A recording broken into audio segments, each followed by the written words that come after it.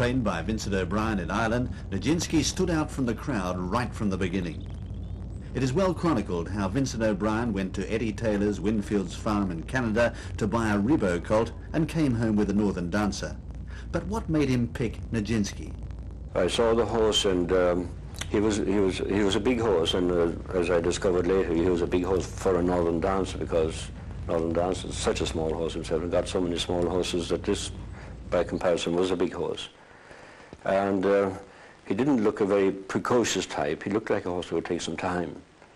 But apart from that, I did like him very much. He had a fine frame and good legs, and seemed to have a good disposition, and moved well. And he was shipped back here to Ballydoyle, and we were feeding him with oats, as we do all our young stock, and he wasn't eating the oats, so we were quite worried about it. And I got in touch with the manager of Eddie Taylor's stud, where the horse was bred and raised, and he said that they were feeding him nuts. So I said, you better get a couple of those few sacks of nuts on board a plane as quickly as possible. So he had them flown to Shannon, and at any rate, by the time we got to nuts, the horse had begun to eat oats, so all was well. Such attention to detail by Vincent O'Brien and the peaceful setting of Ballydoyle had much to do with the success of the excitable and nervous Nijinsky. He undoubtedly was a highly strung individual, and I was fortunate to have a couple of very good riders at that time that had the patience with the horse. And I've no doubt that his success was very largely responsible to the way they handled him. Unbeaten in 5 races as a 2-year-old, Nijinsky confirmed his classic potential with an easy win in the Dewhurst Stakes, earning the honour of being champion 2-year-old in both England and Ireland. Nijinsky's debut as a 3-year-old was an easy win in the 7-furlong Gladness Stakes at the Curragh as a warm-up for the first Colts Classic, the 2,000 guineas at Newmarket in April. Such was the confidence of the press that he would win, the Sporting Life headlines read, "Who will be second to Nijinsky?" Joshua running on strongly on the far side. They're coming up the hill out of the dip now, and it's Nijinsky from Yellow God, but no danger whatever to the favourite, just having to be shaken up. Nijinsky from Yellow God, Amborama, Roi Soleil running on, might be third at the post. Nijinsky's the winner. The Derby. But Nijinsky's first attempt at a 1.5 miles was nearly thwarted by symptoms of colic the night before.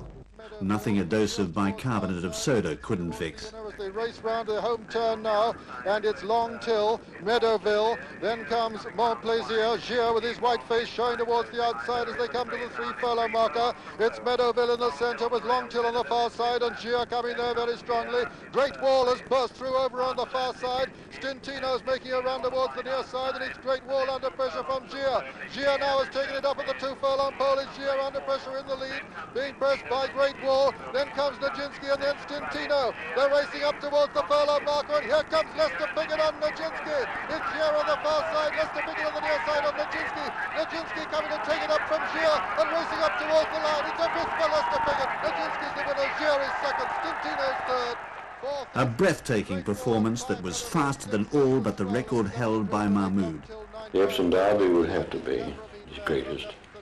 After the Derby, Nijinsky took the Irish Derby in his stride before trouncing the older horses, including the 1969 Derby winner Blakeney, in the King George VI and Queen Elizabeth Diamond Stakes.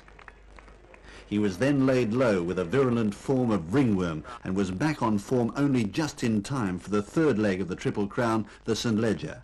Lester, who of course rode him to win most of his great races, used to say that the horse was very anxious in the preliminaries before the race, and that once he jumped out of the stalls, he immediately relaxed and didn't cease to worry from there on. Charlton is with him. Nijinsky now just coming out, and at the moment Leicester hasn't asked him anything at all. With 2 furlongs to go, Politico on the far rails, Charlton losing his place, Nijinsky cruising up on the outside, as smooth as silk.